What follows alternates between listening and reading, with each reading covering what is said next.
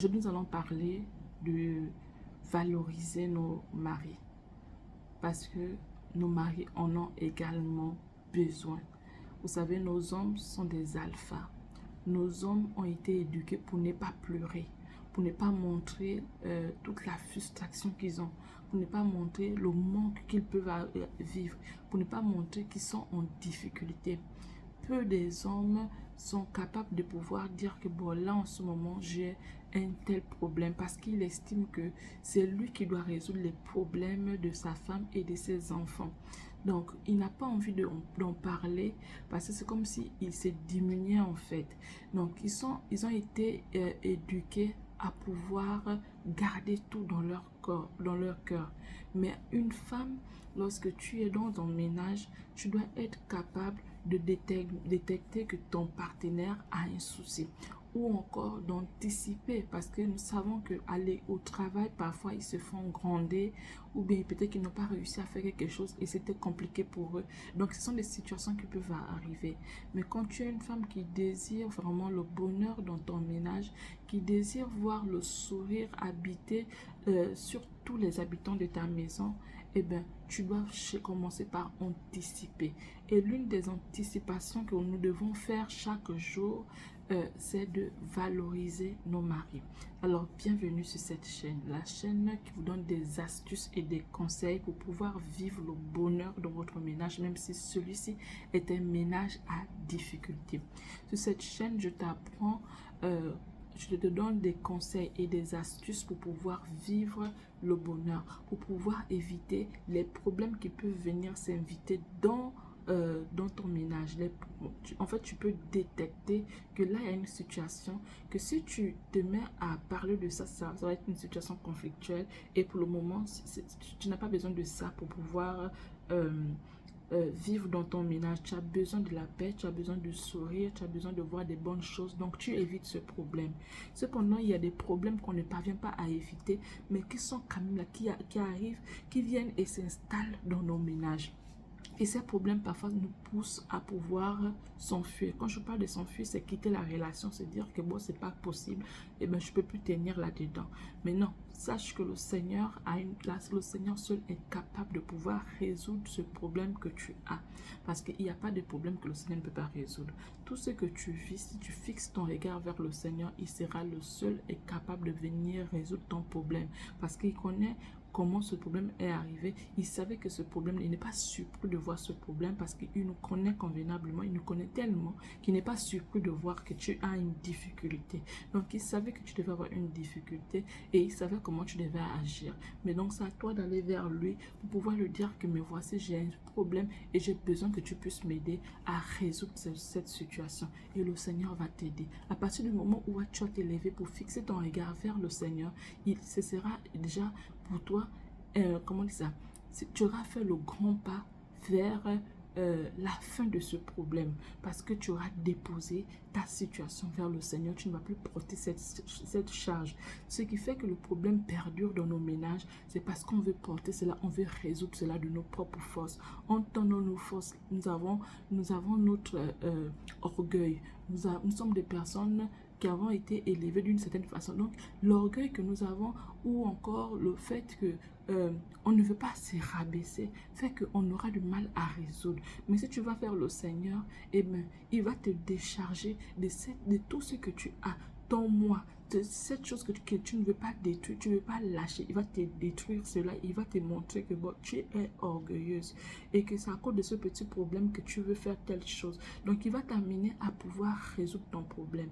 Et le fait d'être allé chez lui, il va tout faire pour que tu puisses sortir de cette situation. Ou encore, tu vas vivre ton bonheur malgré que le problème sera là, tu seras en train de vivre le bonheur parce qu'il aura déjà pris cette situation en main. Tu vas te demander, mais pourquoi ce problème ne me fait plus mal? Mais parce que tu es allé vers lui pour pouvoir exposer. Ce qui fait que les problèmes perdurent dans nos ménages. Parce que ce qui est sûr, c'est que les problèmes, il y en aura toujours. Mais ce qui fait qu'un problème précis perdure et presque en train de détruire ton ménage, c'est le fait qu'on a de l'orgueil. On ne veut pas lâcher prise. On ne veut pas faire le premier pas. Et on n'est même pas allé voir le Seigneur. On a voulu résoudre ça de nous-mêmes parce qu'on a peut-être raison, parce qu'on est orgueilleux, parce qu'on ne sait pas se rabaisser. Et ce qui entraîne les divorces. Donc, tout problème est possible d'être résolu. Va vers le Seigneur et apporte ta situation. Tu verras que tu auras la solution à ton problème. Ne le porte plus. Donne ce problème au Seigneur. Laisse-le au Seigneur parce que c'est lui qui t'a créé et c'est lui qui sait ce qu'il faut faire. Et il va t'enseigner comment tu dois te comporter pour pouvoir sortir de cette situation. Donc aujourd'hui, j'aimerais partager avec vous l'une des choses qui pourrait nous aider en tant qu'épouse pour pouvoir vivre le bonheur qu'on recherche dans nos ménages. Et c'est pareil pour l'homme également. Lorsque l'homme a besoin de la paix, eh bien, il y a des choses qu'il faut faire. Lorsque vous, mesdames, vous avez besoin de la paix, il y a des choses que vous voulez faire. Qui ne voudrait pas avoir la paix dans son ménage? Qui ne voudrait pas voir son ménage, voir que les choses sont rayonnantes, pardon, et qu'il y a tout est beau, tout est comme harmonisé, c'est comme si quelqu'un est en train de jouer comment on dit ça? Comme si les pions étaient, les dés étaient pipés. En fait, tout va à merveille. Qui ne voudrait pas avoir cela dans son ménage? Toute personne se bat aujourd'hui pour vivre cela. Mais malheureusement, l'orgueil vient nous ralentir parfois et on est dans des situations où on ne comprend plus rien, tout se mêle dans notre vie, tout devient compliqué. Peut-être que c'était un petit problème, il finit par devenir compliqué. Mais il devient compliqué, pourquoi? Parce que personne ne veut lâcher prise, personne ne veut faire le premier pas. Chacun veut garder sa dignité, soi-disant dignité. Mais dans le mariage, il y a des choses qu'on ne peut plus faire. Quelqu'un me racontait une histoire que lorsqu'elle était jeune, dans son ménage, aujourd'hui quand vous voyez ce couple, c'est un couple franchement que j'admire énormément. Et je lui dis souvent, mais waouh, c'est extraordinaire de vous voir. Vous êtes vieux, mais c'est extraordinaire de vous voir. Elle me dit, mais ça n'a jamais été comme ça. Elle dit, quand j'étais jeune aussi comme toi, eh bien, il y a des choses que je ne tolérais pas. Parce que c'est peut-être la jeunesse, mais c'était des choses genre du style, il m'a dit quelque chose de pas bien. Et par la suite, par exemple, s'il me donne l'argent pour aller faire les courses, je refuse de prendre l'argent. Il doit aller faire les courses lui-même. et, et là, je lui disais que mais moi, c'est ce qui m'arrive parfois. Il me dit, oui, ça va changer. Ça va changer parce qu'au fur et à mesure qu'on grandit, et ben, quand on prend de l'âge, il y a des choses qu'on trouve que c'est enfantin. Donc, on ne fait plus certaines choses. Elle dit aujourd'hui, mais mon mari ne peut plus commettre cette bêtise-là de pouvoir genre, je suis fâchée et il se dire que je vais remettre son argent, mais jamais. Il me donne de l'argent, je vais récupérer l'argent. Et j'avais des amis qui me disaient lorsqu'on était encore à l'école, non même pas, oui, je crois, oui, quand on était à l'école, je disais, quand je suis fâchée contre mon mari, je refuse même son argent. Elle me disait, mais tu es stupide, comment tu peux refuser son argent? Prends l'argent et tu continues à être fâchée. Et je disais, mais je n'arrive pas, parce que si je prends l'argent, ça veut dire que la réconciliation est déjà là. Donc peut-être qu'il y a, parmi vous aussi, il y a des personnes qui ont ce genre de situation. Mais vous voyez, quelqu'un ne veut pas que le problème puisse s'arrêter, puisse finir. Donc elle sait que si le mari arrivait et il te remet par exemple de l'argent, c'est peut-être une façon pour lui de s'excuser. Parce qu'il y a des gens qui ne s'excusent pas en disant pardonne-moi, mais qui s'excusent en offrant des cadeaux. Donc vous devez vous connaître, déjà connaître votre partenaire, comment il fait pour s'excuser chez vous. Est-ce qu'il vous dit pardon? Est-ce qu'il vous offre des choses pour vous dire pardon? Donc si tu t'attends par exemple à avoir cette personne qui viendra te dire pardon en parlant, tandis que l'autre tien, lui ne parle pas quand il faut dire pardon, lui il t'offre des choses, et bien tu vois que tu vas être dans des problèmes pour rien. Tu vas nourrir cette difficulté, ce problème de ton ménage parce que tu n'as pas entendu, je te demande pardon. Toi, tu veux entendre, je te demande pardon. Tandis que lui, il s'est déjà excusé depuis, il t'a offert quelque chose ou quoi que ce soit, c'est son pardon comme ça. Donc, il faut les connaître. Et notre amie me disait que elle est la horreur, elle aimerait que son mari puisse l'écrire des poèmes. En fait, tant qu'on n'a pas écrit un poème, ça veut dire que la situation ne s'est pas régularisée. Il y a toujours la difficulté. Entre-temps, son mari, c'est quelqu'un qui fait autre chose à part écrire le poème. Il va par exemple l'inviter, il va faire plusieurs choses En dehors du pardon, il fait autre chose. Lui, il dit pardon et il fait autre chose. Mais elle, le pardon ou toutes les autres choses qu'on fait, ça ne fait rien chez elle. Pour elle, elle aimerait que le mari puisse faire un poème par la suite. Donc, vous voyez combien de fois, nous, les femmes, nous sommes compliquées.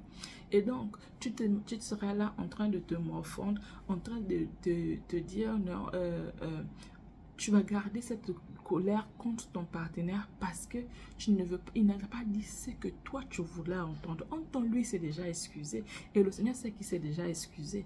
Mais toi, tu es encore dans cette situation et ce qui fait que tu vas pourrir ta famille parce que tu aimerais entendre quelque chose. Donc, mesdames, il faudrait qu'on fasse très attention avec notre façon de faire parce que notre manière de nous comporter fera en sorte qu'on ne puisse pas vivre le bonheur qu'on recherche. Quand une femme est sage et qu'elle sait ce qu'elle veut, eh bien, il y a des choses sur lesquelles elle ne s'attarde plus. Peu importe, vous savez, vous êtes discuté aujourd'hui, eh bien, elle veut tellement la paix. Vous vous imaginez, quand on se chamaille, tu as du mal à dormir avec la personne. Tu veux te mettre dans le coin du lit, mais qui a mal dans son cœur? C'est toi qui souffres. C'est toi qui es en train d'avoir les yeux serrés et autres, en temps la personne en train de dormir convenablement. Donc, ce sont des choses qu'il faut éviter. Et si vous voulez avoir la paix, le bonheur dans votre ménage, si vous voulez avoir un caractère que vous un caractère que vous aimeriez voir chez votre partenaire, commencez par faire la chose que vous voulez voir. Qu'est-ce que vous voulez voir chez votre partenaire que vous croyez que ça peut, s'il a cette chose-là, eh bien vous serez en paix. Offrez-lui des cadeaux si vous aimez les cadeaux. Mon père me disait que si tu as un mari qui ne sait pas offrir des cadeaux, je ne sais même pas dans quelles circonstances il me disait ça, mais j'ai retenu ça, j'étais encore toute jeune, j'ai retenu cette phrase. Il disait qu'il y a des gens qui ne savent pas faire des cadeaux. Ils n'ont pas grandi dans ça. Donc, tu arrives et tu aimerais avoir des cadeaux. Toi, peut-être aussi que tu n'as pas grandi dans ça, tu as grandi dans le manque et tu aimerais avoir des cadeaux. Mais qu'est-ce que tu vas faire? Commence par l'offrir des cadeaux à tout moment. Quand tu vas l'offrir des cadeaux à tout moment, il va se sentir genre redevable. Il va se dire, ah, cette personne m'offre toujours des cadeaux. Et il voudra faire pareil. Je me souviens, lorsque mes enfants apprenaient à parler, j'appelais mon mari chéri. Et là, les enfants, quand ils apprenaient à parler, ils appelaient leur papa aussi chéri. Et là, je m'étais rendu compte que si je continue avec chéri, ils vont continuer à appeler leur papa chéri. Du coup, j'étais obligée de changer. Je dis, ok, pour ramener les enfants à appeler leur papa, papa, j'étais obligée d'appeler mon mari papa. Et ce qui fait qu'ils ont fini par suivre papa et mon mari aussi a fini par suivre. Il m'appelait aussi maman. Parce qu'il a compris que justement, les enfants avaient besoin de pouvoir changer de langage. Savoir qui est papa, que tel c'est papa, tel c'est maman qu'on dit. Donc du coup, on s'appelait papa, maman. Et là, les enfants finissent par savoir que ah, c'est papa, ça c'est maman. Donc les chéris qu'on se disait, eh bien, ils ont abandonné les chéris. Ce qui veut dire que nous, maintenant, pour pouvoir délaisser ces mots papa, maman, c'était compliqué.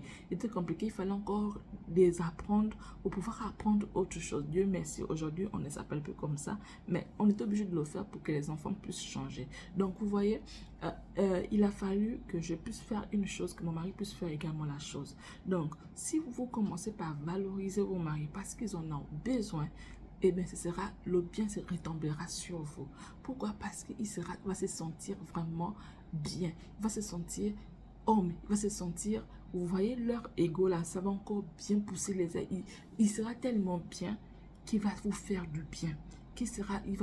En fait, sans le vouloir, vous allez le transformer et il vous fera du bien.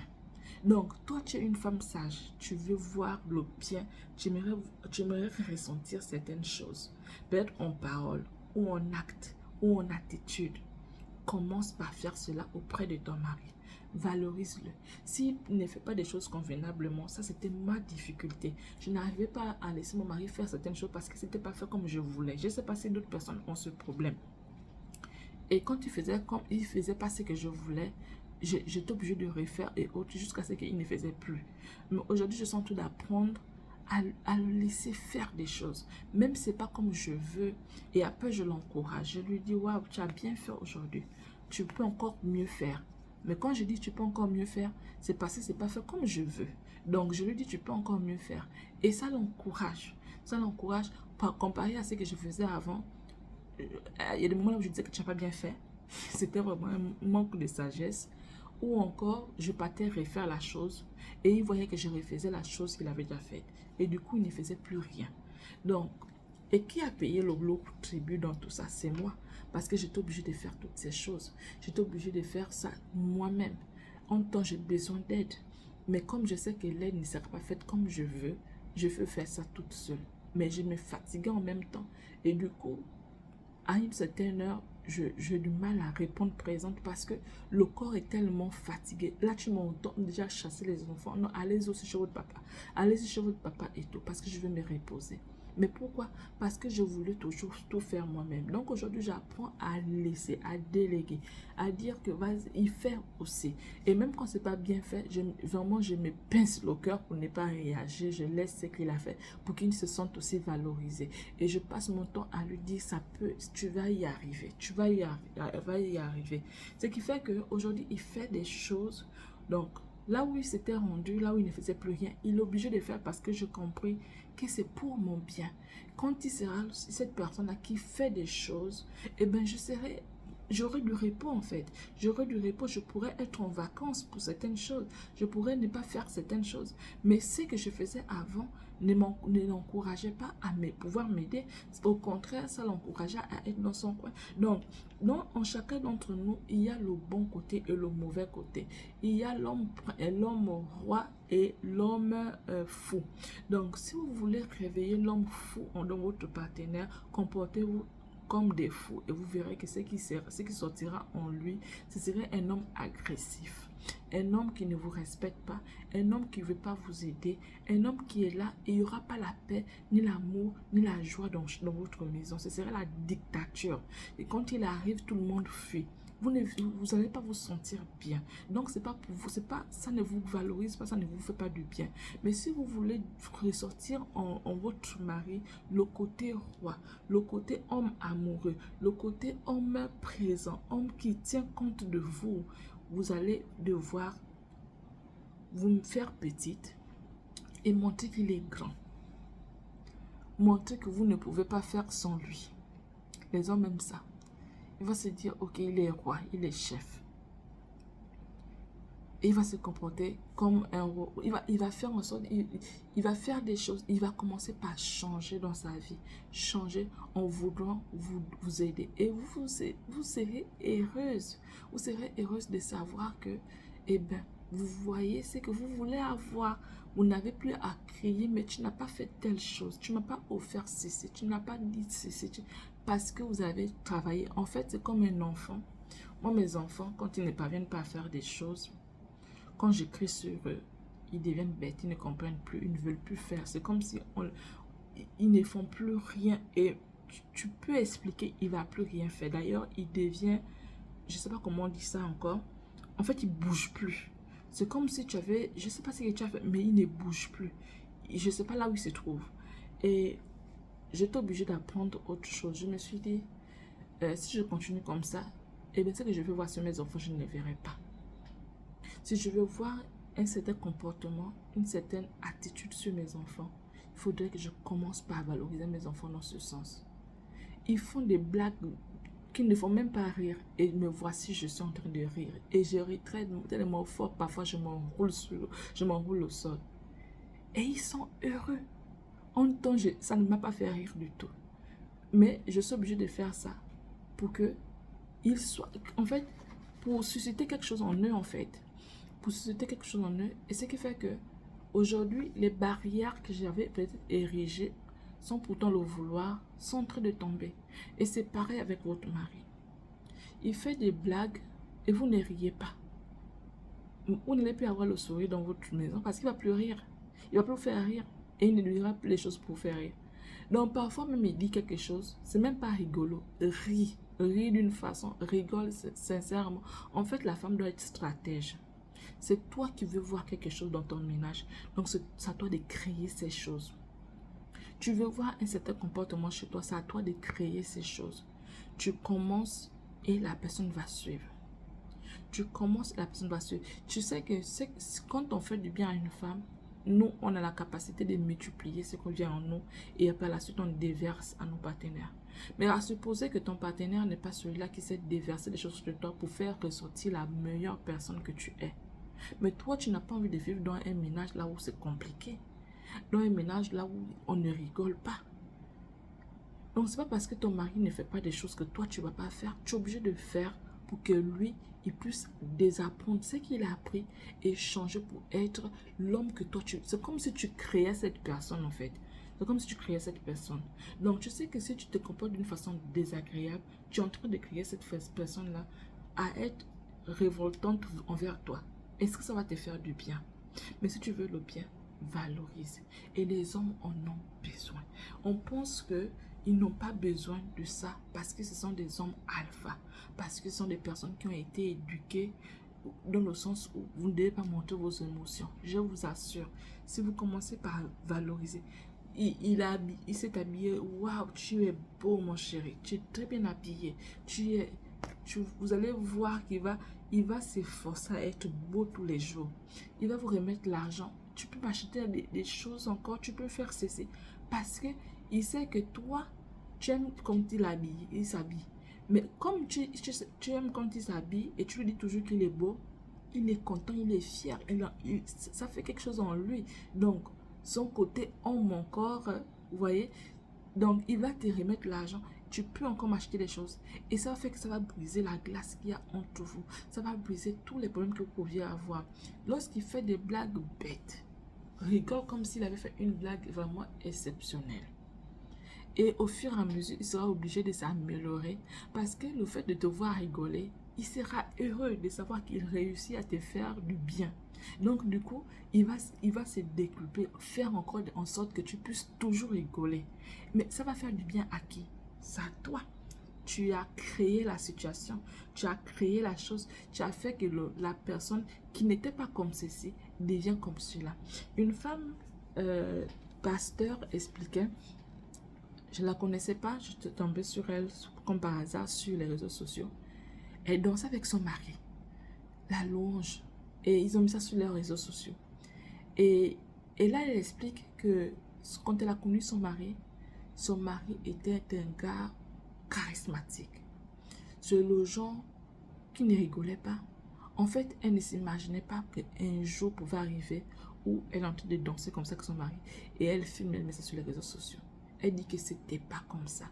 C'était vraiment comme la dictature dans son foyer. Mais elle en avait tellement marre. Elle souffrait en silence que c'est tellement par la grâce de Dieu, elle a commencé par peut-être prier ou bien se comporter de telle sorte que son mari puisse le faire. Donc aujourd'hui, elle danse avec son mari.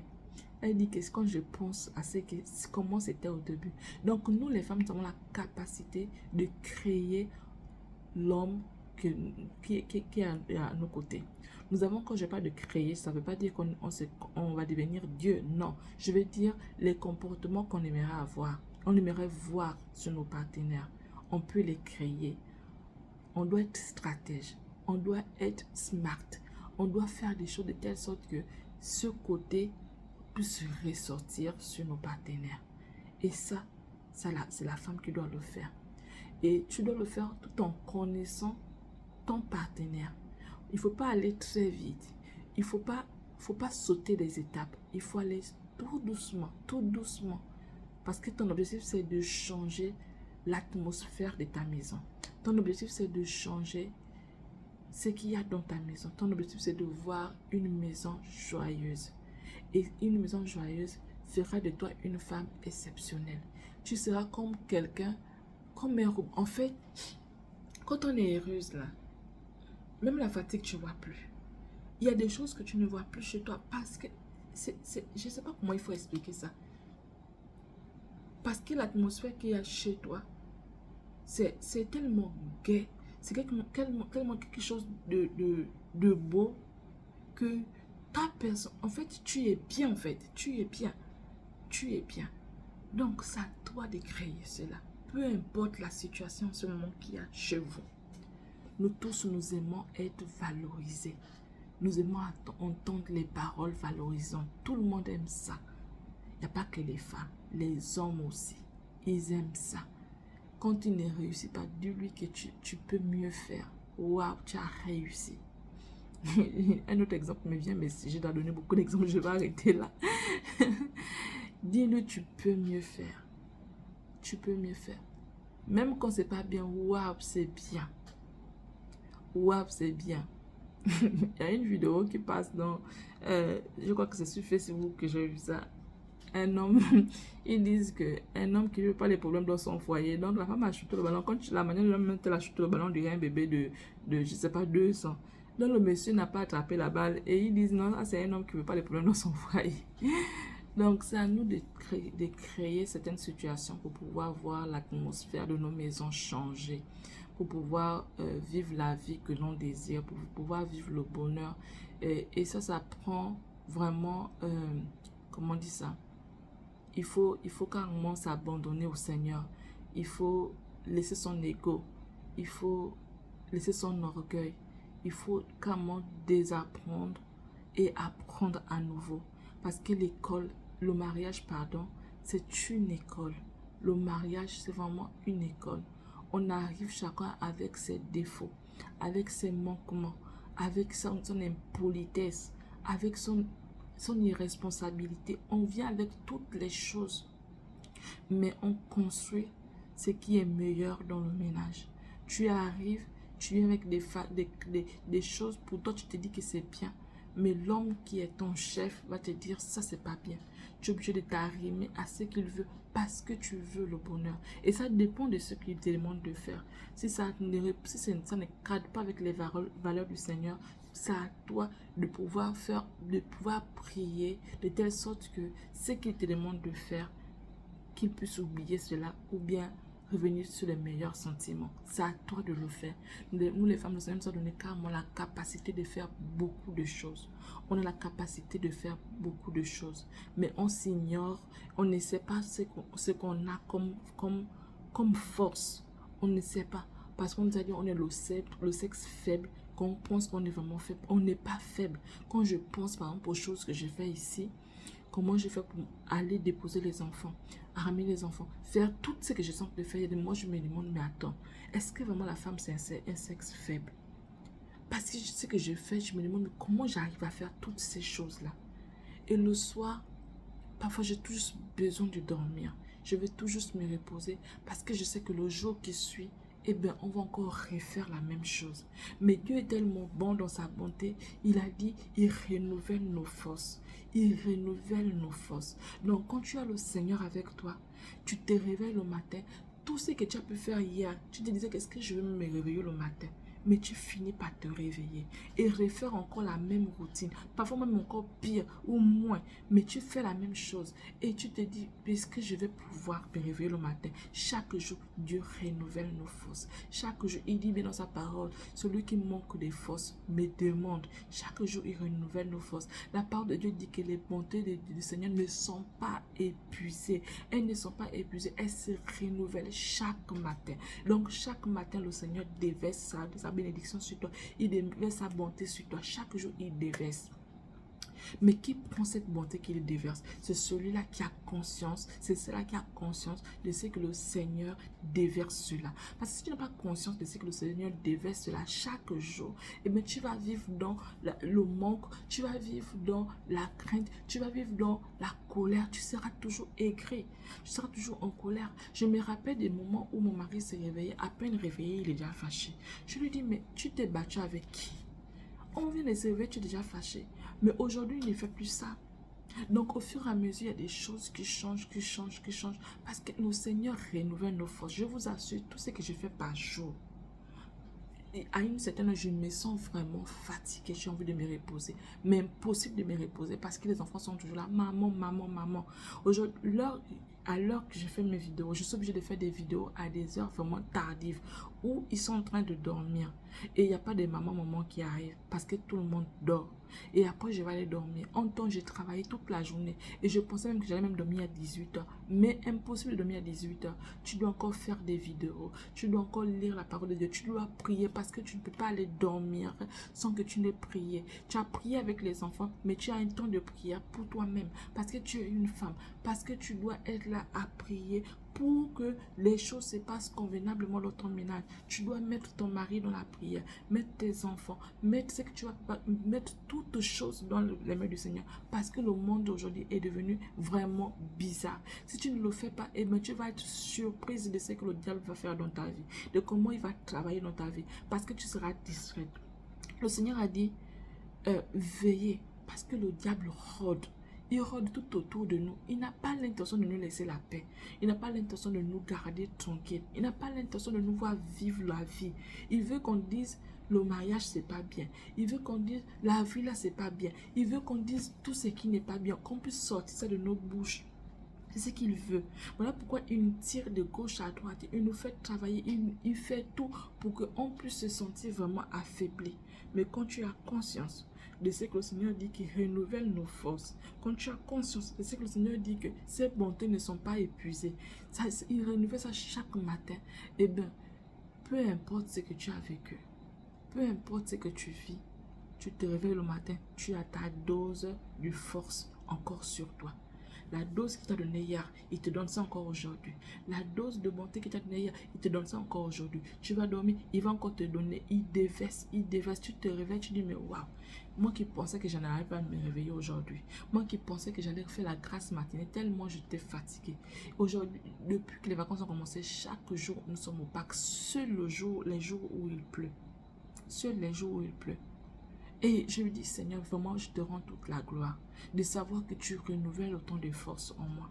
De savoir que tu es là pour renouveler. Parce que qui dit Pâques, mais c'est la fatigue.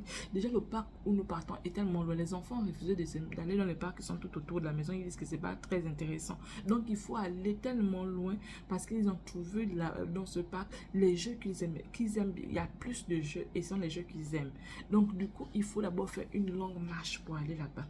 Et après la marche, vous revenez. Il faut encore les apprêter, faire tout, manger et autres. Après, il faut prier avec eux, aller dormir. Tout ça, en temps la journée, puisqu'on parle au parc la nuit, la journée, tu as travaillé avec eux. Et la nuit, il faut encore aller au parc. Donc, à partir de 17h, 18h, 19h, il faut aller au parc avec eux. Tu te demandes, mais est-ce que j'aurai la force? Et puis, tu vois comment le Seigneur renouvelle tes forces. Tu dis merci au Seigneur. Mesdames, valorisons nos époux. Valorisons parce que si on veut voir des choses changer dans nos maisons, on doit valoriser. C'est pas grave si tu as commencé à ne pas valoriser. Moi aussi, je ne le faisais pas. Mais c'est avec le temps, c'est avec la maturité que tu acquiers chaque jour. C'est avec les choses que tu vois dans ton ménage. Effectivement, quand on prend de l'âge, au fur et à mesure que tu prends de l'âge, il y a des choses que tu faisais autrefois que tu vas plus faire. Je comprends pourquoi la Bible dit que quand on est enfant, on fait les choses des enfants. Maintenant qu'on a grandi, on ne fait plus ces choses des enfants. Donc au fur et à mesure que vous grandissez, ces choses d'enfants que vous êtes en train de faire, ce comportement d'enfant, vous trouvez ça aujourd'hui vraiment insignifiant. Vous trouvez ça vraiment, vous demandez, mais c'est vraiment moi qui faisais cela. Mais c'est bien de passer par là. Quand tu passes par ce genre de choses, tu comprends finalement comment tu dois te comporter plus tard.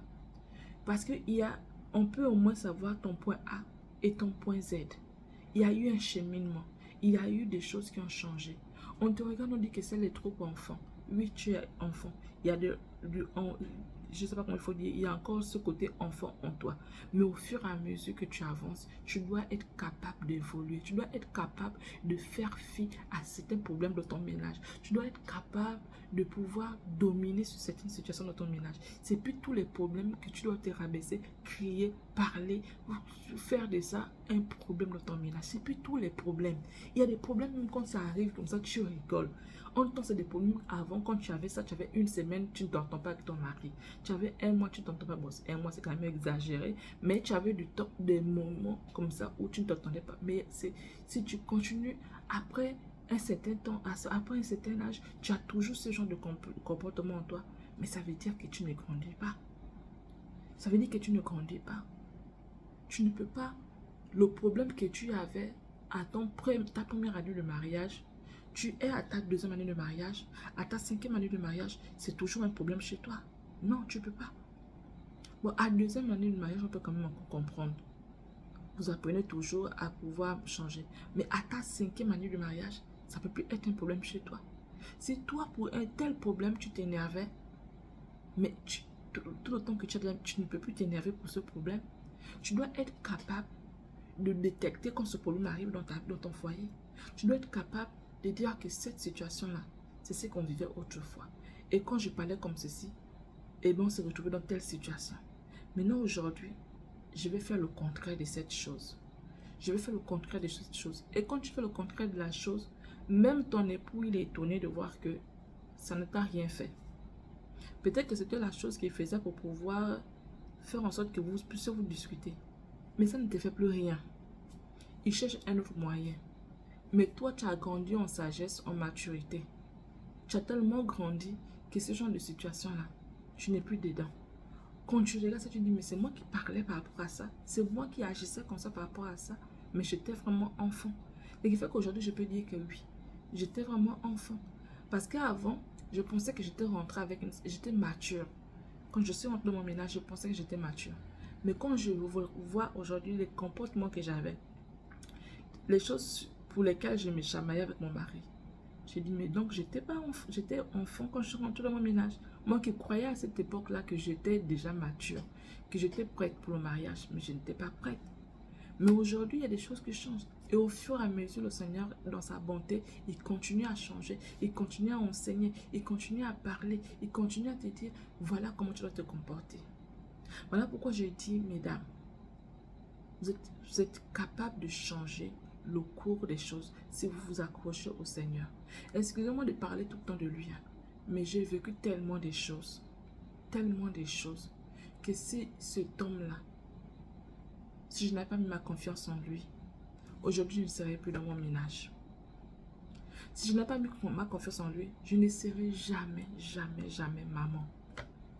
Si je n'avais pas mis ma confiance en lui, je ne serais pas cette personne aujourd'hui. Il a tellement fait dans ma vie. Il a tellement agi dans ma vie. Combien de fois j'ai failli perdre ma vie pendant mes accouchements. Combien de fois j'ai failli perdre ma vie pendant mes accouchements. Combien de fois c'était difficile. Combien de fois c'est parfois difficile dans mon ménage. Combien de fois nous avons traversé des choses. Combien de fois il y a eu tellement de choses dans ma vie que quand je témoigne, quand je parle de ce monsieur, quand je dis que c'est le seul qui est capable de résoudre les choses, peut-être que les gens trouvent que j'abuse. Et puis je peux vous comprendre. C'est vrai que lorsqu'on n'a pas encore vécu une chose, on peut pas voir la bonté du Seigneur. On ne peut pas s'imaginer ce que l'autre est en train de dire. Voilà pourquoi aujourd'hui je me dis, si quelqu'un ne croit pas à ce que je suis en train de dire, je ne peux même pas l'incriminer. Parce que même moi-même, quand je m'entends parler, moi-même quand je vois ce que j'ai pu surmonter, parfois je me dis, il a fallu que je passe par là pour comprendre certaines choses. Si je n'étais pas passé par certaines situations, je ne sais pas si j'aurais grandi. Si je n'avais pas quitté mon pays pour me retrouver ici et de vivre certaines situations et de voir comment le Seigneur me sort de ces problèmes-là, je n'aurais peut-être pas grandi spirituellement. Je n'aurais peut-être pas continué à parler de Dieu. C'est vrai que j'avais commencé à parler de Dieu parce qu'il avait déjà fait tant de choses dans ma vie. J'avais vu comment il avait agi dans ma famille.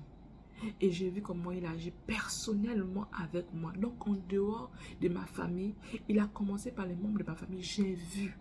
J'ai dit non, ce Dieu-là, il existe. Il existe. Et quand j'ai encore vu comment il a intervenu dans ma vie, les choses par lesquelles je suis passée, ce que j'ai vécu. Quand je vois ça, vraiment pardonnez-moi. Pardonnez-moi d'écouter tout le temps Dieu, Dieu, Dieu. Mais je suis obligée de témoigner de sa grâce dans ma vie. Je suis obligée de témoigner de sa force dans ma vie. Je suis obligée de témoigner de sa présence dans ma vie. Parce que c'est ce qui se passe dans ma vie. Je vous assure, si je vous donnais ma vie, certaines personnes, quand ils regardent les gens, ils disent telle personne est bien. Mais vous ne connaissez pas ce que les gens vivent chez eux. Vous ne connaissez pas les situations qu'ils vivent au quotidien. Mais vous allez voir ces personnes avec le sourire. Vous allez voir ces personnes en train de rigoler. Et vous vous dites, j'aimerais avoir la vie de cette personne. Mais vous ne connaissez pas ce que c'est la vie de cette personne. Vous ne savez pas par quoi je passe aujourd'hui. Mais quand je vois toutes ces choses, je me dis, si le Seigneur ne m'avait pas fait passer par certaines situations pour pouvoir faire intervenir, pour pouvoir mettre en place certaines choses dans ma vie, ce que je vis aujourd'hui, je ne sais pas comment j'allais faire. Je vous dis que je suis arrivée jusque là où je pleurais, je m'enroulais au sol. Mais aujourd'hui, je pleure plus, je m'enroule plus au sol. Mais il y a de ces difficultés que je suis en train de vivre en ce moment. Mais j'ai tellement confiance en Seigneur parce que j'ai compris une chose. Que le Seigneur est le temps est le maître des temps et des circonstances. Le maître des temps et des circonstances. Le temps, c'est lui qui connaît quand est-ce que la chose va arriver. La circonstance, c'est lui qui met la circonstance pour voir cette chose-là arriver au temps qu'il a prévu. Au temps qu'il a prévu dans ta vie. Tu te dis, mais pourquoi ce problème perdure? Mais le Seigneur sait pourquoi ce problème perdure. Parce que c'est qu'il a en train d'arracher dans ta vie. Il n'a pas encore fini d'arracher. Tu n'as même pas encore compris pourquoi il arrache ces choses. Donc du coup, il continue à déraciner. La douleur que tu as là, il est en train d'enlever ces choses-là, ces racines mauvaises qui sont en toi. Et toi, tu veux vite sortir de ce problème. Non, il ne peut pas te faire sortir de ce problème. Il ne peut pas. Il va utiliser les gens que tu aimes pour que tu demeures dans ce problème. Parce qu'il faudrait que tu lâches prise. Il faudrait que tu fixes ton regard vers le Seigneur. Et si tu veux changer le cours des choses dans ta vie, tu as tout intérêt à t'accrocher à lui. Parce que c'est lui qui peut faire. Tu peux faire quoi pour changer la vie de quelqu'un? Qu'est-ce que tu peux bien faire? C'est toi qui as créé cette personne. Tu as déjà créé quelqu'un dans ta vie. Tu peux créer quelqu'un dans ta vie. Oui, tu as porté peut-être un bébé. Mais tu as porté un bébé, c'est qui a fait que l'enfant puisse grandir dans ton sein? C'est le Seigneur. Qu'est-ce que tu peux faire pour éviter une situation dans ta vie? Qu'est-ce que tu peux faire? Tu vas te lever, tu vas entrer dans le congélateur, tu vas préparer et les gens vont manger. Ok. Ça, tu peux le faire. Mais qu'est-ce qui te dit que tu vas pouvoir te réveiller pour préparer? Peut-être qu'il y aura la maladie qui va arriver, tu ne peux même pas préparer. Peut-être que le jour que tu te lèves pour pouvoir préparer, tu ne parviens plus à utiliser tes membres. Qu'est-ce qui te donne la garantie de ces choses-là? Si ce n'est le Seigneur. En fait, c'est tant que tu n'as pas vécu des choses avec Dieu. Quand les gens parlent comme ça, tu vas dire, vous abusez. Pourquoi tout le temps parler Dieu, de Dieu, de Dieu, de Dieu? Non, chacun de nous a son histoire avec Dieu. Là où le Seigneur allait te ramasser avec la petite cuillère, là où il t'a sorti de certaines situations, ces choses-là, quand tu les entends, quand tu les vis, quand tu réalises que de tes propres forces, tu n'aurais pas pu faire ces choses, tu ne peux que crier Dieu comme ça. Vraiment, excusez-moi si vous entendez trop Dieu dans ma vie. Mais il a tellement fait. Il a tellement fait que je suis dépendante de lui. Je suis tellement dépendante de lui sur tous les points. Que ce soit mes enfants, que ce soit mon mariage, que ce soit mon mari, que ce soit quoi que ce soit que j'ai ou que je n'ai pas. Je suis obligée de dépendre du Seigneur pour pouvoir voir les choses arriver. Parce qu'il y a des choses qui se font. Mais qu'est-ce qui fait que je réussis à m'asseoir comme ça, après avoir peut-être pleuré, ou peut-être que je n'ai pas pleuré? Qu'est-ce qui fait que je parviens à faire ces choses? C'est parce que j'ai cru. Je sais qu'il y a ce Dieu-là qui m'a déjà sorti de ces situations vraiment compliquées dans ma vie. Et je sais que s'il a fait ces choses-là, ce n'est pas ces problèmes-là qui peuvent venir encore me détruire. Je passe par des choses où je sais que seul Dieu peut faire des choses. Sur mes enfants, je suis obligée de m'accrocher au Seigneur. Sur ma propre vie, je m'accroche au Seigneur. Sur mon foyer, je m'accroche au Seigneur. Sur mon mari, je m'accroche au Seigneur. Parce que je n'ai pas la science infuse. Parce que je ne détiens rien si ce n'est Dieu qui détient quoi que ce soit dans ma vie. C'est Dieu qui détient tout dans ma vie. Et même quand quelque chose m'arrive, je sais que le Seigneur est au courant de cette chose. Voilà pourquoi je suis obligée de m'accrocher à lui. Parce qu'il était au courant de cette chose. Il a permis que cette chose m'arrive. Donc il y a quelque chose que je dois en tirer par rapport à ça. Quelle est la leçon que je dois tirer de cette situation? Et je laisse au Seigneur. Je m'accroche au Seigneur. Je demande au Seigneur de m'aider. Et cette situation dans laquelle je traverse, peu importe qu'elle soit difficile ou pas, elle finit par changer, elle finit par se décanter parce que Dieu est là pour pouvoir intervenir, parce que je comprends que je ne peux rien faire si ce n'est lui. Désolée, j'ai été très longue, je parlais de pouvoir comment dire ça, valoriser nos maris dans tout ce qu'ils font ou ce qu'ils ne font pas, pour pouvoir les voir changer et faire ce qu'on aimerait qu'ils fassent. Et j'ai débordé un tout petit peu en allant maintenant dans l'exhortation. J'espère que j'ai pas écarté beaucoup de personnes par rapport à ce sujet.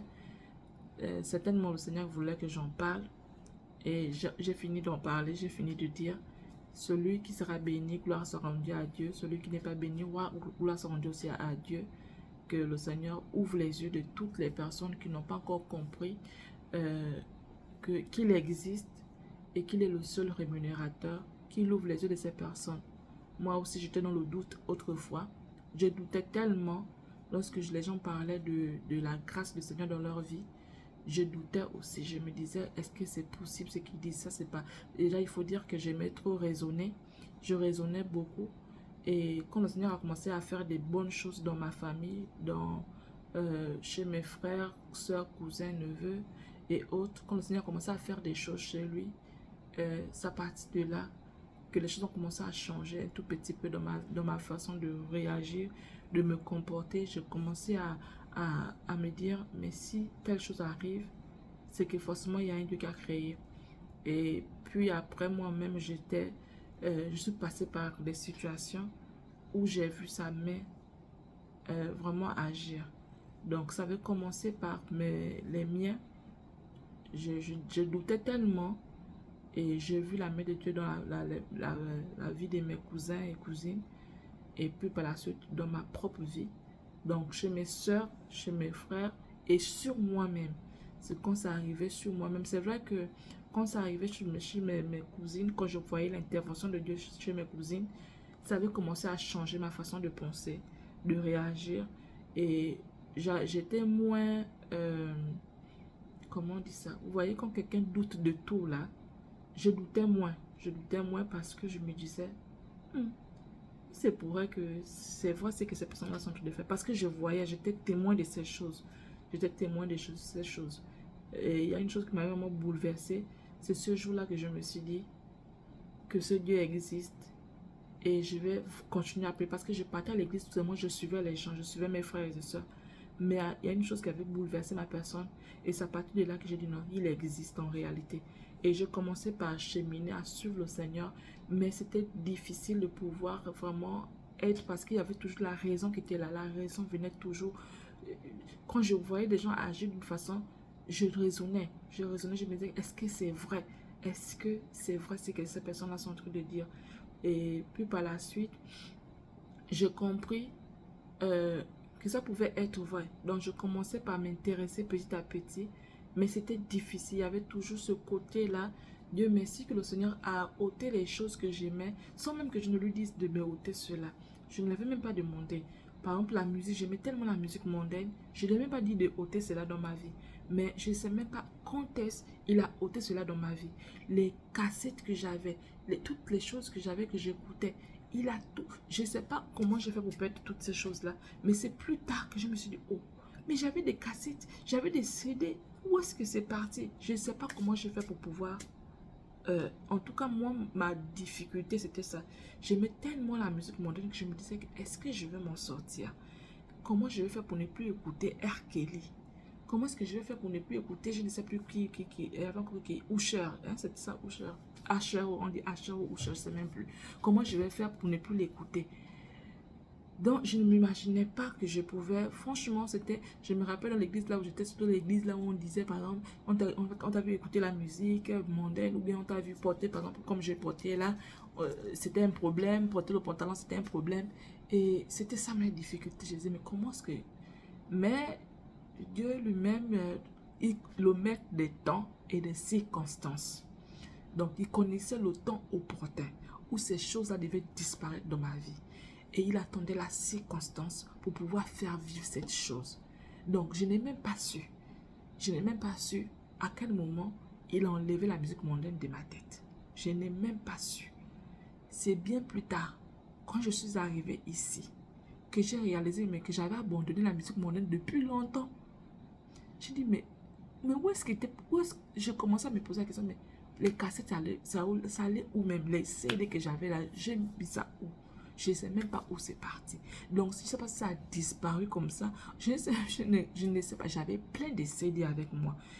Il faut dire que je passais mon temps à télécharger. J'écrivais même les chansons là, sur les feuilles et je les écoutais, je mémorisais. Mais le Seigneur a enlevé tout ça d'une façon miraculeuse. Donc, ce qui était un problème pour moi, il a enlevé ça sans que je ne me rende compte. C'est ici, des années plus tard, que je réalise que j'aimais ce genre de musique. C'est parti quand? Donc, quand je vois, ça c'est carrément le rien qu'il a enlevé dans ma vie. Le rien qu'il a travaillé dans ma vie. Le rien, c'est rien du tout. La musique, c'est carrément rien de rien des choses extraordinaires qu'il a pu faire dans ma vie. La musique, c'est carrément le cadet. Le cadet des choses que j'ai vécues. Le cadet des choses que j'ai vécues. La musique, c'est rien du tout. Donc, quand je vois toutes les autres choses que j'ai pu vivre et me tenir là, assise comme ça, je me dis, waouh, si c'est pas Dieu, ça va être qui? Et pourquoi je ne vais pas parler de lui? Pourquoi je ne vais pas le louer? Pourquoi je ne vais pas dire oui, Dieu, Dieu, Dieu? Pourquoi je ne vais pas dire cela?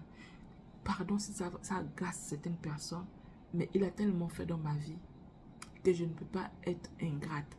En fait, toute ma vie, je me rends compte que ça se résume à lui.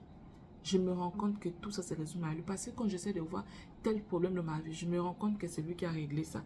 Quand j'essaie de voir telle situation dans ma vie, une situation peut-être agréable, je me rends compte que je suis passée par un problème et que lui il a intervenu. Donc tout en moi là, ça se résume en Christ. Voilà pourquoi j'ai tellement d'exemples à donner concernant ce Dieu, parce qu'il a tellement fait dans ma vie. Il a tellement fait. Il a tellement fait. Il a commencé à travailler depuis que je suis petite. Et au fur et à mesure, il a continué par perfectionner, jusqu'à ce que je suis aujourd'hui. Et même là encore, il continue à faire des choses dans ma vie. Et ces choses, je suis obligée d'en témoigner. Toutes les fois qu'il fait du bien, je témoigne de cela parce que j'aimerais que les gens sachent qu'il existe. Il existe, le seul rémunérateur. Tu passes par n'importe quel problème, décharge ça sur le Seigneur. Si tu peux faire confiance en cet homme, je t'assure que tu ne seras jamais, jamais, jamais déçu. Jamais tu seras déçu. Tu auras tout, sauf la déception. Et ne t'en fais pas si tu passes par des problèmes et tu as des difficultés. Oui, quand tu commences à travailler chez toi, eh bien les problèmes vont arriver. Mais ces problèmes ne viendront pas pour te détruire. Ces problèmes ne viendront pas pour t'anéantir. Ça va anéantir celui-là qui ne sait pas repartir vers le Seigneur. Parce qu'il ne peut pas permettre qu'une chose t'arrive et qu'elle puisse te détruire. Son objectif, ce n'est pas de détruire sa créature, mais c'est de sauver sa créature. Donc, si une situation t'arrive, ne crois pas qu'il veut te détruire au travers de cette situation. Ce qui t'est arrivé, ce qu'il a permis qu'il t'arrive, il a permis également la solution. Il dit ça dans sa parole. Hein.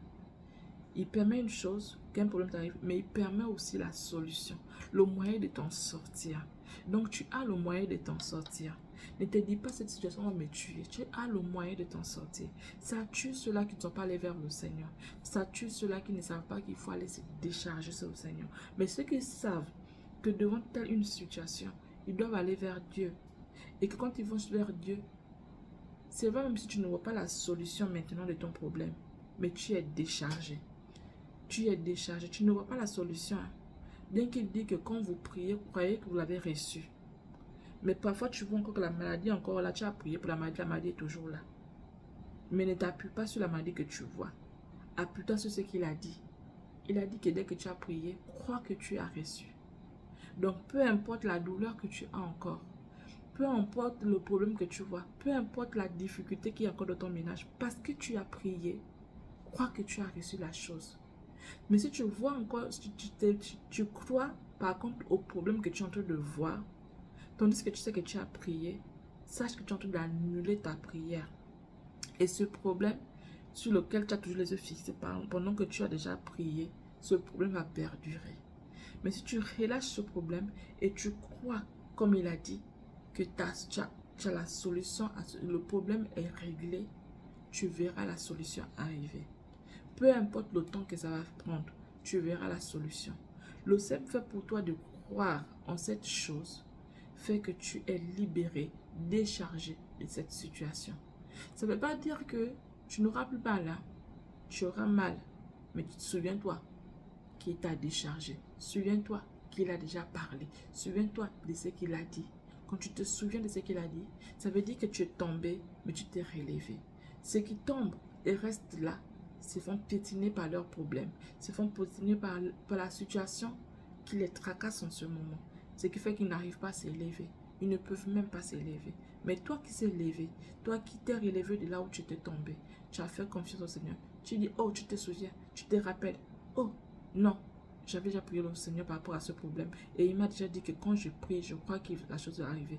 Tu changes et aussitôt, tu y as encore, comment on dit ça, sa puissance revient encore sur toi. Sa force revient sur toi. Tu es encore reboosté. Tu t'élèves et tu avances. J'aime une chanson.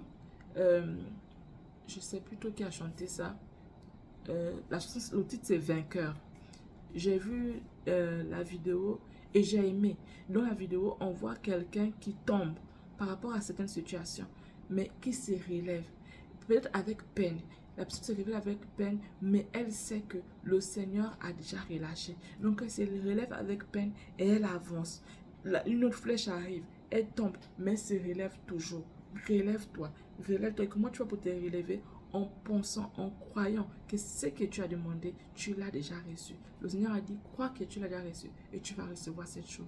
Vous ne savez pas par quoi je suis en train de passer en ce moment, les situations qui sont en train de me tracasser en ce moment, mais parce que je sais que le Seigneur a relâché des paroles. Il a relâché des paroles dans ma vie que je me dis, peu importe ce qui peut m'arriver, peu importe ce que je vois. Parfois même je vois, je dis, je n'ai pas vu. Parfois je vois, mais je dis, je ne vois rien. Parfois, j'entends, je dis, je n'entends rien. Mais qu'est-ce qui me motive? C'est surtout dans le domaine de la santé. Tu sens que tu souffres, hein? Tu sens que la maladie est là. Mais tu dis, tu n'es pas malade. Pourquoi j'arrive à le faire aujourd'hui? Parce que les médecins avaient décrété que m'avaient dit que j'étais stérile. Les médecins, 3 médecins différents m'avaient dit que j'étais stérile. Dans 3 structures sanitaires différentes. Ils avaient dit que j'étais stérile. Et quand ils m'ont dit que j'étais stérile, j'ai fini par avoir les enfants aujourd'hui. Dieu a changé ce diagnostic. Et depuis ce jour, tout ce que les médecins me disent, ou disent à mes enfants, disent par exemple tout ce qu'ils donnent comme diagnostic, je vous assure, je ne crois plus. Je ne crois plus. Je peux voir que l'enfant a la fièvre. Je peux voir, je peux voir. Mais je dis, je ne vois pas. Et qu'est-ce qui m'a amené à réagir ainsi? C'est l'acte que le Seigneur avait posé. En faisant de moi une maman. Après que les médecins ont dit que j'étais stérile. Et c'est là où j'ai compris le verset qui dit que par ces métissures, nous avons été guéris. Nous avons été guéris. Donc nous sommes guéris. Peu importe ce que par quoi on passe, peu importe la maladie qu'on voit, peu importe quoi que ce soit, on est guéri. Tu dois retenir cette phrase. Tu dois garder ce verset. C'est ce que le Seigneur a relâché. Dans la maladie qui arrive là, tu es guéri. Lorsqu'on m'a dit que j'étais stérile et que j'ai fini par enfanter, c'est là où j'ai compris cette parole. Et je me suis dit, désormais, peu importe ce qu'un médecin va me dire sur moi, sur mes enfants, moi je ne crois plus. Je ne crois plus. Même si j'ai les symptômes de la chose, je dis que Dieu a dit. La maladie s'est trompée, elle va dégager toute seule. Elle va partir. Ça ne veut pas dire que je ne prends pas les médicaments. Hein. Je peux prendre les médicaments. Je peux prendre le médicament, mais je prends le médicament, mais je dis que je ne suis pas malade. Je prends le médicament, je dis que je ne suis pas malade. Ma grande soeur, une fois, elle m'a dit que ce n'est pas le déni. Je dis qu'il n'y a pas de déni là-dedans. Je crois à ce que la parole de Dieu a dit. Donc, je m'appuie sur cette parole pour pouvoir vivre ma guérison. Et quand je m'appuie sur cette parole, eh bien, la guérison est obligée de s'aligner. Parce que pour moi, je ne suis pas. Et ça, c'est une chose que n'importe qui ne peut pas faire. Il faut passer par certaines situations pour pouvoir réaliser cela. Il y a d'autres qui l'ont vécu au travers de les membres de leur famille. Quelqu'un dans ta famille a vécu cela. Tu as vu comment la personne a agi. Et ta foi comment dire ça, la foi a pu se positionner à ce niveau.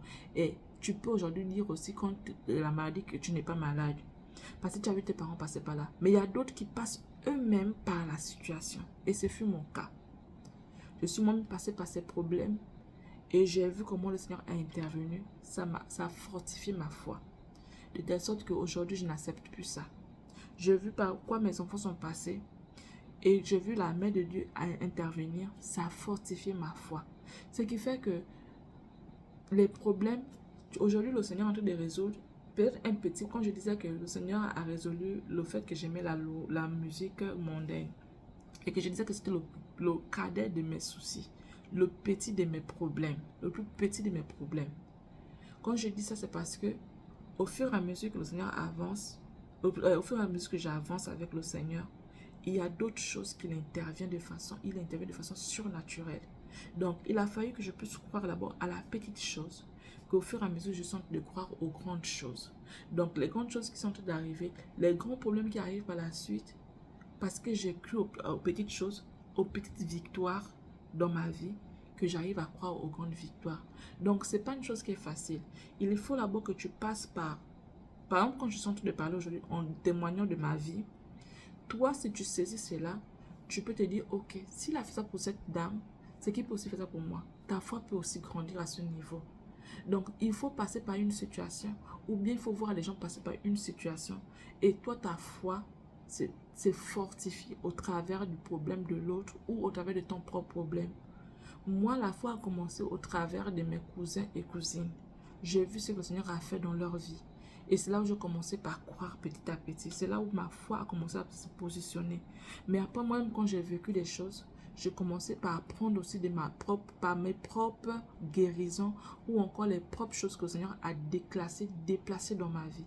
J'ai continué à croire et je vois qu'au fur et à mesure qu'il a commencé par des petites choses, et aujourd'hui, il y a des grandes choses maintenant qu'il est en train de faire. Et je comprends pourquoi le Seigneur dit qu'il faut valoriser les petites choses. Parce que dans la petite chose, quand tu valorises la petite chose, quand tu reconnais que le Seigneur a fait dans la petite chose, eh bien, il fera dans la grande chose. Chez nous, dans mon ethnie, on dit que on reconnaîtra quelqu'un dans les petites choses. Que la personne fait des grandes choses dans les petites choses. Quand tu as par exemple un peu d'argent, c'est que tu fais avec le peu d'argent. On saura que si on te donne beaucoup d'argent plus tard, tu pourras faire des choses. Mais si tu as eu le peu et tu n'as pas pu réaliser des choses avec le peu que tu as, tu te dis non, c'est peu, je ne peux pas faire telle chose. C'est pas quand tu auras beaucoup que tu pourras réaliser. Parce que c'est quand tu auras beaucoup, tu auras les problèmes qui vont avec le beaucoup. Donc, les choses vont toujours de pair. Donc, si tu fais dans les petites choses, il faut valoriser les petites choses. Le Seigneur fait des grandes choses dans ta vie, valorise cela et tu verras qu'au fur et à mesure que tu avances, il va faire des grandes choses dans ta vie et tu sauras que c'est le Seigneur qui est en train d'intervenir parce que tu as commencé par pouvoir développer ta foi depuis dans les petites choses. Tu as commencé par voir la main du Seigneur dans les petites choses et tu as reconnu la main du Seigneur dans les petites choses. Toutes les petites choses qui sont arrivées dans ta vie, tu as reconnu la main du Seigneur. Ce qui fait qu'au fur et à mesure que tu grandis, tu vas reconnaître la main du Seigneur, tu vas entendre sa voix, tu vas reconnaître ce qu'il fait dans ta vie. Mais si tu ne te connais pas, tu auras du mal à avoir des grandes victoires dans ta vie. Les grandes victoires n'arrivent qu'après les petites victoires. Au fur et à mesure que tu résous les petites victoires, et bien tu vas finir par résoudre des grandes victoires. Et ces grandes victoires, lorsqu'elles vont arriver, c'est là où les gens te découvrent en fait. Ils découvrent que tu fais des choses. En tant que le Seigneur a commencé à faire de toi, il a commencé à faire travailler dans ta vie, dans les petites choses, mais personne ne voyait. Mais là, maintenant que c'est des grandes choses, les gens voient. Ils ne voient que quand c'est grand.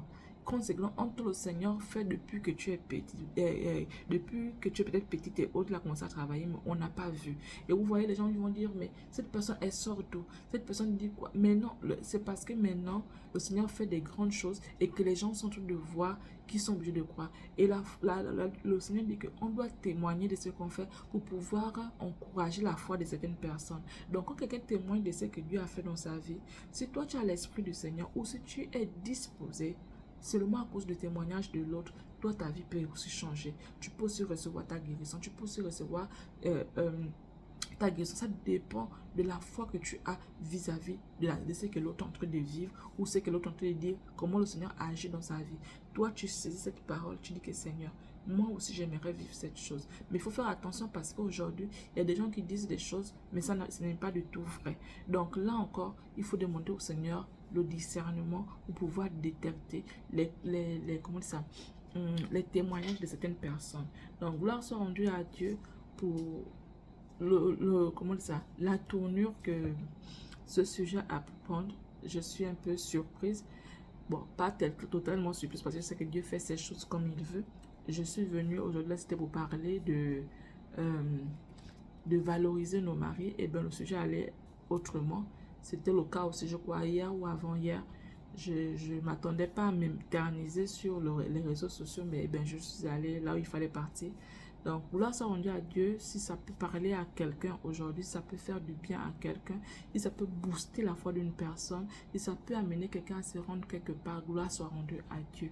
Et je tiens encore à m'excuser pour ceux-là qui entendent trop parler de la parole de Dieu, qui entendent trop parler le nom de Dieu. Et bien, je ne peux rien faire parce que il a tellement fait dans ma vie que je lui suis reconnaissante toute ma vie. Je ne peux que témoigner de ça parce que je ne peux pas dire que j'ai eu des victoires et ce n'est pas mes propres forces ou mon intelligence ou quoi que ce soit. Non, ce sont les forces, c'est la force du Seigneur, mais j'étais tout juste là, il m'a utilisé, c'est tout, et il a fait de ça, et ce qu'il veut pour ma vie, et ça bénit certaines personnes qui croient, et ça bénit ceux qui ne croient pas aussi, ça bénit, en tout cas, je rends gloire à Dieu pour tout ce qu'il fait dans ma vie et ce qu'il va encore faire.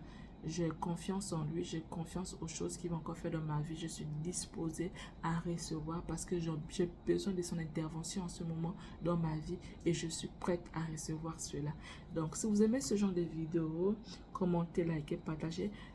Abonnez-vous surtout pour m'encourager davantage. Abonnez-vous. Je bénis le Seigneur pour tous ceux qui sont qui sont abonnés à cette chaîne ou encore sur ma page TikTok et Facebook. Que le Seigneur vous bénisse vraiment. Il vous bénisse pour tout ce que vous faites, pour les messages que vous envoyez parfois, pour vos likes et autres. Que le Seigneur vous bénisse. Et ma prière est que ce message fasse du bien à plusieurs personnes et que vous recevez vous aussi à votre tour le don gratuit du Seigneur. Alors, à la prochaine vidéo.